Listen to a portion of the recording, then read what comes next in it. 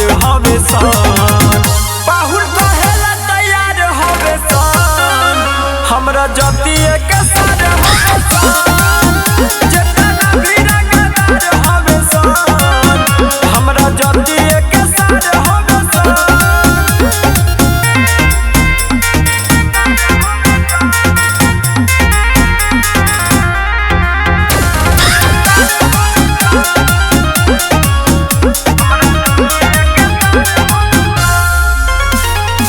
हमनी से बड़ कवन हो बाहुबली, देखी के ही तवन में मचे खलबली।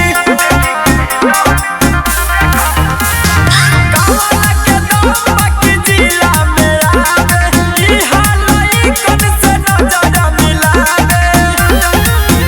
जहावा के दमदार हवे सन, हमनी ला सब बेकार हवे सन।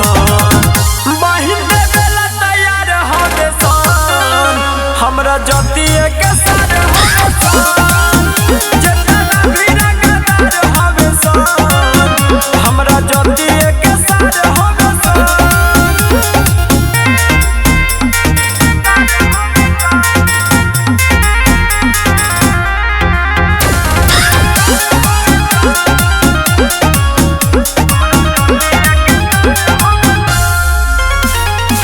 जाति पे अपना गुमान बाटे हमके, बोली कवन वो नाप दे हम तोके।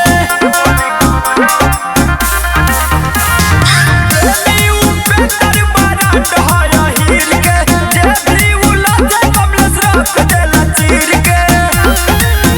भले रखले हथियार हवे सन, अपना के होशियार हवे सन। हमरा जतिये के सार हवे सन, जेतना भी रंगदार हवे सन, हमरा जतिये के सार हवे सन। Mix by Mahakal recording studio, Dudhahi Kushinagar.